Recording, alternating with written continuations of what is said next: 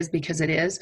But the percentages that they're giving are based off of only the people that they've tested. Right. So when they're saying that, oh, it's killing, 3% or 5%, where the flu is only a point, 0.2 or something. But people aren't going into the hospital. I didn't go to the hospital, so they wouldn't know that I got it and I'm well. And how many people just got the flu and thinking it was just the flu, because it's very much like the flu. It is flu season. And it is flu season. And so here we're having a really, really bad flu season.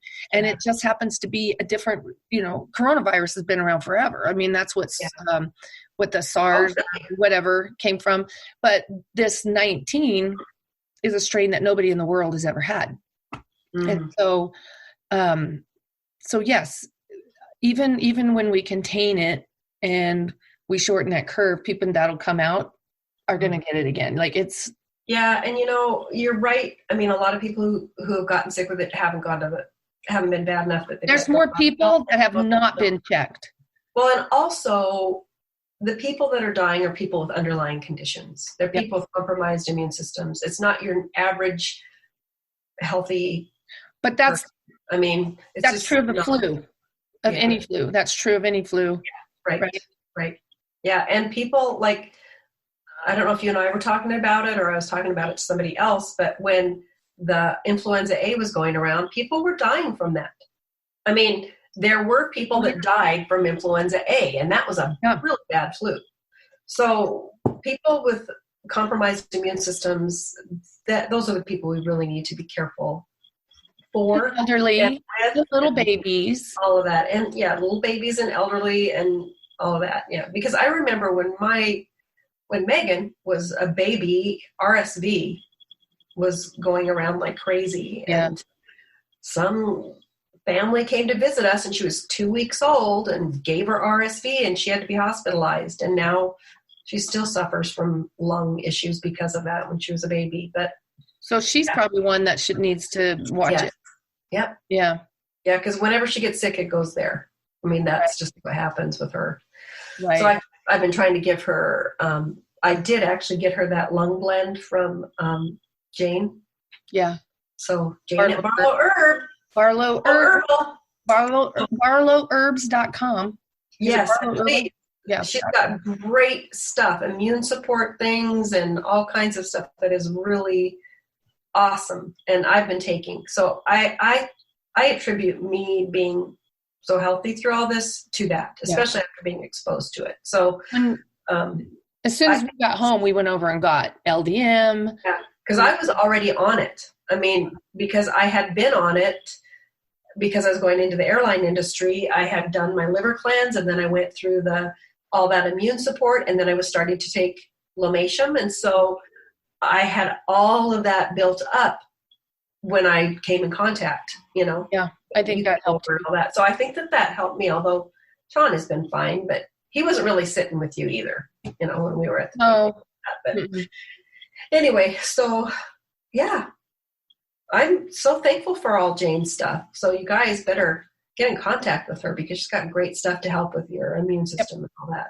You can just Google Barlow Herbs. And if we remember, because I always say I'm going to put that in the notes, or if Sean, when he's uploading it, can put it in the notes, barlowherbs.com. Yeah, we should do that for sure. Because she's amazing. She was on our podcast. I can't remember how long ago, but you can look that up. Well, the other things that people should be taking, this comes from just the experts that Jeff has been talking to, is vitamin C, but like liposomal, which has been hard to get on the internet. But we use Mercola's brand because it's wrapped in fat. It's encased in fat. So it's better than Emergency, where Emergency is most of it's going to get chewed up in your stomach acid and you're going to maybe get 4%. You want all of it. So you want it to be encased in fat. That's why it's called liposomal. And then that goes into your chest. And then the other supplement is called hold on. It is this NAC sustain. And this helps your body produce glutathione, which is a precursor, helps support liver and lung function. So Wow, Jeff I has didn't me know that. he has me taking it every day. He hands me my vitamin C every day. And then Well, I didn't know those vitamin C packets really actually absorb about 4%. in regular vitamin C, if it has to Like go that through packet, the vitamin C that you put in the water. And yeah, it's not that it's bad for you or anything. It's just you're not going to get much out of it unless unless you want to drink a ton of it, drink a ton of it, drink a ton of it. Well, I thought that when you drank it like that in the emergency, that's what it's called, that you got a lot more of it. So I imagine that you may get more of it than you get in the powder in a tablet form or pill, just because it's getting in your gut pretty quick. But any vitamin C that has to digest in your gut is going to be deteriorated. Now, there's other things that you want to be digested, like type 2 collagen. That's the type of collagen that's really good for like your joints. You want it to be digested in your gut because it tells it that digestion happens the way however that mechanism happens, but it's how the type 2 collagen knows to get to other joints. So, and I'm not a scientist. I'm just telling you stuff that I know from my physiologist and people that I hang out with. Yeah. So, I can't always tell you the mechanism. I can just tell you or how it works. It just works. If Brian says to do it, I do it. When the experts know, you follow. And he's so funny. I actually messaged him this morning about taking collagen, and because I've been reading some controversies between is collagen supposed to be really great for like joint tissue, you know what I mean? I mean, collagen's the structure in everything, like it's the most underlying structure in muscle and connective tissue and all of that. So it's supposed to be really good for like your skin and for your joints and for your heart and all this stuff. And I just have been reading up on some controversial stuff where it can also, and I wasn't reading it right, but in my mind it was that it was a precursor to tumor growth. So malignancy and cancer and stuff. And so of course I had to contact Brian about it this morning, and he gave me the actual breakdown and didn't actually really give me the answer like, hey Brian, should I be taking this? But what he said, here, I'll just tell you this because it's pretty funny. He says, okay, without going through everything, he says, is it safe to eat collagen protein? I would guess that it is as safe as any other protein because it is broken down into amino acids and peptides before absorption. That being said, I don't think you are sacrificing much if you decide not to take collagen. How is that for a non-answer? Wow. So I've been taking collagen because, I've heard that it has such great benefits. So that's interesting too. Yeah. So anyways, it's funny because I'll ask him sometimes and he won't give me like a yes or no answer unless he's adamant that I should be taking or not taking. So take it or not, either way is probably okay. Yeah. But it might give you some benefit. Maybe that's what he's saying. It can give you some benefit, but don't, rely on it for. Well, okay. So a lot of these things that are, we got influencers out there now telling us we should be taking this and that, and this is all great and that. And there's probably some little bit of scientific proof and stuff like that in there. Still to this day, a lot of the things that people are on board to be doing and taking lies in the power of suggestion. And so placebo. Placebo effect. But that's not to negate that. Okay? Yeah. Because if you're taking that's energy, man. That's energy. I was taking the collagen for a while. I was doing it, and I've stopped now. I haven't been using it now for over a month, and I believe my joints don't feel as good as they felt when I was on them. Now, whether it's in my psyche or whether that's the truth, it doesn't matter, because even if they were to test me and say it's not working, but I'm taking it and I feel better, well, who gives a flip? Yeah, right, for sure. Yeah. So if I'm taking it, it makes my skin look better, and my nails grow and my joints feel good. Yes. See? I'm just projecting it all. Which, if we could all just get to that place, we'd all realize that this body isn't real anyways. Yeah. It's just pretend. It's just not real. We're all just It is real. It's just made up of energy. It is. I know, right? Like it, but sometimes it hurts. Sometimes my energy hurts. I know my energy is tired. My energy is slowing down. My connective energy has been sore in my shoulder lately. Oh man. Well, anyway. I'm looking forward to this all being over so that we can have our connection with people again. And I hope that this doesn't make people put distance between each other. You know what I mean? It's like right now when you have to go to the grocery store or whatever, people are backing away from each other. And I just would hate to see that continue, that people continue to walk in fear when it's okay for us to go out and never start getting to the place where we can touch again. You know what I'm saying? Yeah.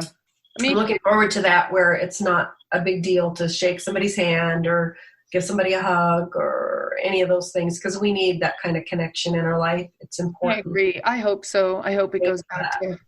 Yeah. So I think that it's a good thing and we need it. And so, yeah. And just to have life back to normal again. And I want to fly. I want to fly to work and I want to fly for fun. Great. So when this is all over, do you have any ideas of the first thing you guys want to do? When it's all over? Yeah, when it feels like, okay, it's finally safe. We can travel. We can podcast at your house. We can go to the store without a mask and gloves for some of us, or, Yeah.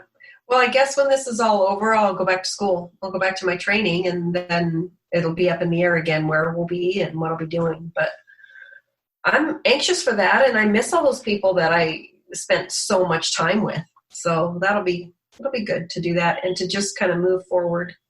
I think everybody probably feels that way. We just feel stuck. Can't really move forward, although it's been very great for creative projects, and I've been doing some writing and catching up on my blog. I've got new posts and all that kind of stuff, and I'm organizing pictures and all kinds of stuff. So I'm trying to really take this time and make it count. Yeah. And it's been good for Sean and I too, since he's working from home, that we're together right now, because we don't know what the future holds as far as, me traveling more and not being in the same place as much as we are right now. So it's been really great for people to have to slow down. And I think, right. Even though I know financially it's been hard on some people, that not everybody is privy to be able to, have a big savings. But if even in the midst of that, people can slow down and take a moment to find out what's really important. Yeah, take something good out of this for sure. And I think that is good to remember that, it's not all about us running all the time, and we don't have to drive everywhere every second of the day. We don't have like we've been a forced perspective, Yeah, new perspective on how to live your life. Yeah, it's tough, I think, for people, and I feel for those people that have really terrible home lives and they have to be at home all the time. Yeah. Kids and people who are having a lot of conflict and that kind of thing, that has got to be really tough to be in one place. Yeah, maybe for some of those kids, their best meal they get is at school. Yeah, right. And I thought about that too. It's like soon afterwards, I thought, what about these kids that, they get all their meals from their school, and now that's got to be really hard. Yeah. So those kinds of things, I think it's much harder on those people that they have to be, be together. And all these kids, that are used to playing, and if they don't have siblings, they're in trouble. Or if they do have siblings, they're in trouble. Yeah, never know. Not having a social they're out playing. Yeah, because it's outside, for Pete's sakes. Go out in the yard or. Yeah. Well, when I was that age, no way would I have been without my friends. Yeah, that's true. That just wouldn't have been happening. But here's the thing: we didn't have social media like we have now, so they can still stay in contact with their friends. Yeah. Well, when I was a kid, people got stuff. When I was a kid, we got mumps, the measles, the chicken pox, and in fact, my parents would try to get you out to get that for your immunity. Well, when my kids were little, I knew somebody who had the chicken pox, and I tried to expose them. And it just wasn't long enough. None of them got it. Our parents would be like, oh, let's have a chickenpox party so everybody can get it over with. Yeah. And I remember my brother, I never had